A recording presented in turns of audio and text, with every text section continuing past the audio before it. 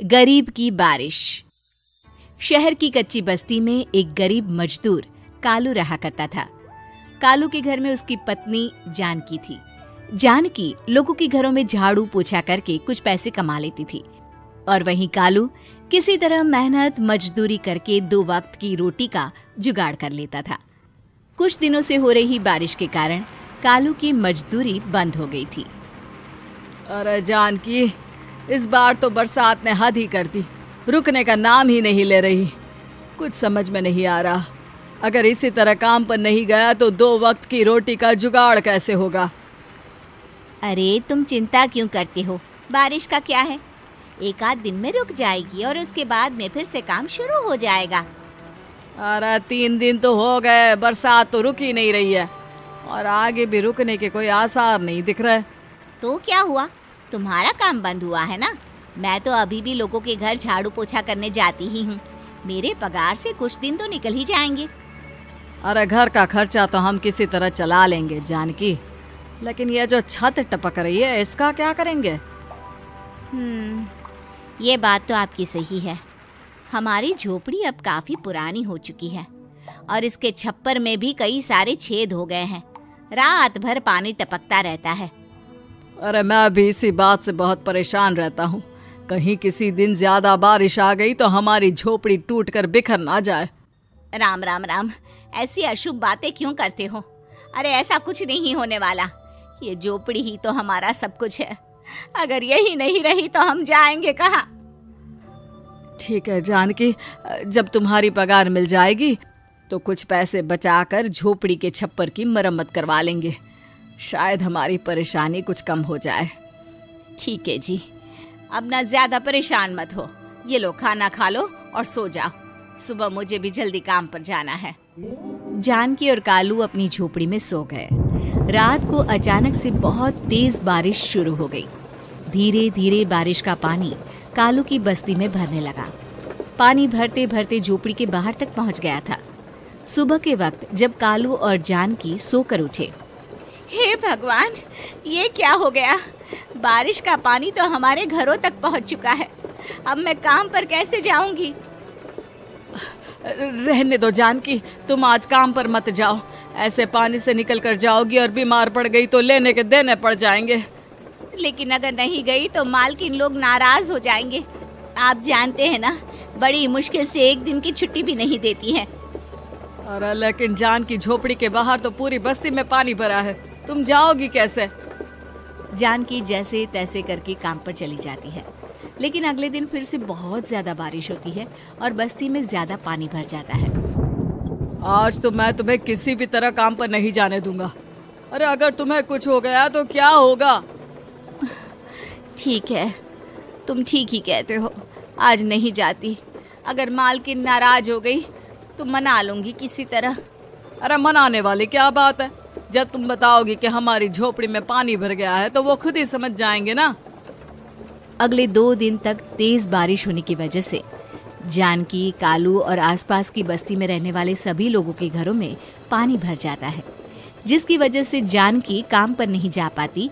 और 3 दिन के बाद जैसे ही जानकी काम पर पहुंचती है, कहाँ थी तुम? पिछले 3 दिनों से काम पर क्यों नहीं आई? मैम साहब, क्या बताऊं, इतनी ज्यादा बारिश हो रही थी, हमारी पूरी बस्ती में पानी भर गया है और उससे भी ज्यादा तो मेरी झोपड़ी के अंदर पानी भर गया। आप ही बताइए कैसे आती मैं? इसका मतलब ये हुआ कि बारिश होगी तो तुम काम पर नहीं आओगी? ना ना, मेरे कहने का ये मतलब नहीं था मैम साहब। तुम जानती भी हो 3 दिन से कितनी परेशानी हो रही है मुझे। सारा काम मुझे खुद करना पड़ा। माफ कर दीजिए मालकिन जी, पर मैं क्या करती, आने के लिए रास्ता ही नहीं था, सब जगह पानी भरा हुआ था। बहाने तो तुझे बहुत बनाने आते हैं। जानकी देख, अगर अगली बार ऐसा किया ना तो फिर काम से हमेशा के लिए छुट्टी। अरे ना ना मालकिन, ऐसा मत कीजिए। बारिश की वजह से मेरे पति की मजदूरी भी छूट गई है। बड़ी मुश्किल से घर में 2 वक्त खाने की रोटी का जुगाड़ हो पाता है। आप मुझे काम से निकाल देंगे तो हम क्या खाएंगे? अगर इतनी ही चिंता है तो फिर रोजाना काम पर आया करो। चलो अब जल्दी से जाकर घर का सारा काम करो। बारिश रुकने का नाम ही नहीं ले रही थी। पूरे शहर में बाढ़ जैसे हालात बन गए थे। लेकिन नौकरी जाने के डर से जानकी किसी तरह रोज काम पर जाती थी। एक दिन जब जानकी काम करके अपने घर लौट आई तो अचानक उसकी बस्ती में कुछ लोगों का शोर सुनाई दिया। अरे लगता है बाहर कुछ हुआ है, मैं जाकर देखता हूँ। हाँ हाँ, पता तो कीजिए, ये बस्ती में लोग इतना शोर क्यों कर रहे हैं। बाहर जाकर कालू ने एक आदमी से पूछा, अरे क्या हुआ भाई, इतना शोर क्यों मचा रहा है? अरे क्या बताए भैया, अपनी बस्ती के बाहर एक पुल टूट गया है और वहाँ पर एक कार फंसी है।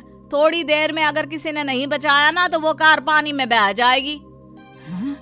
ये क्या कह रहे हो भैया, कार के अंदर कोई है क्या? हाँ, कोई औरत बैठी है, अकेली है, बहुत रो रही है बेचारी, मदद के लिए बुला रही है। अरे तो हमें जाकर उनकी मदद करनी चाहिए ना। अरे लेकिन इसमें बहुत खतरा है, हमें अपने आप को बचाना चाहिए। पानी कभी भी हमारी बस्ती की तरफ आ सकता है।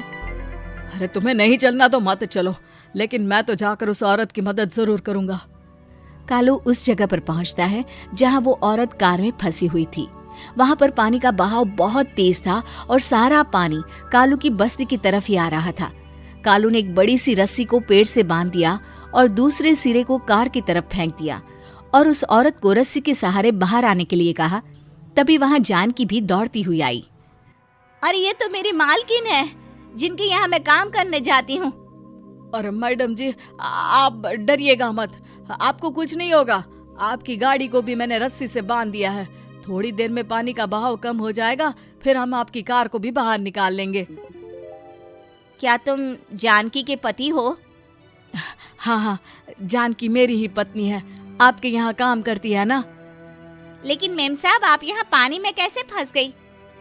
अब क्या बताऊं, मैं अपनी सहेलियों के साथ पिकनिक पर गई थी, वहीं से लौट रही थी। अचानक पानी का बहाव तेज हो गया और मेरी गाड़ी फंस गई। अरे कोई बात नहीं मालकिन, अब ना आप बिल्कुल सुरक्षित हैं। मैं तो बहुत बुरी तरह डर गई थी, कब से मदद के लिए चिल्ला रही थी, लेकिन कोई मेरी मदद के लिए नहीं आया। भला हो तुम्हारा पति का जिसने मेरी जान बचा ली। लेकिन जानकी, मैंने तुम्हारे साथ बहुत गलत व्यवहार किया। इतने खराब मौसम और बाढ़ में भी तुम्हें काम पर आने के लिए कहा, नौकरी से निकालने की धमकी भी दी, और तुमने मेरी जान बचाई। मुझे माफ कर दो। अरे कोई बात नहीं मालकिन, आपकी जान बचाना तो हमारा धर्म था। देखो जानकी, तुम्हारी झोपड़ी में जो भी नुकसान हुआ है उसके लिए मैं तुम्हें पैसे दूंगी। आज तुम्हारे पति ने मेरी जान बचाई है और आज के बाद मैं तुम्हें कभी भी नौकरी से निकालने की धमकी नहीं दूंगी। आज मैं तुम्हारी परेशानी को अच्छी तरह समझ चुकी हूँ। हम जैसे पैसे वाले लोगों के लिए अपने घर में बैठकर बारिश का मजा लेना बहुत आसान है, लेकिन तुम गरीब लोगों के लिए बाढ़ और बारिश काफी परेशानी खड़ी कर देते हैं। ये बात मुझे आज अच्छी तरह समझ आ गई है। आपका बहुत बहुत धन्यवाद मालकिन।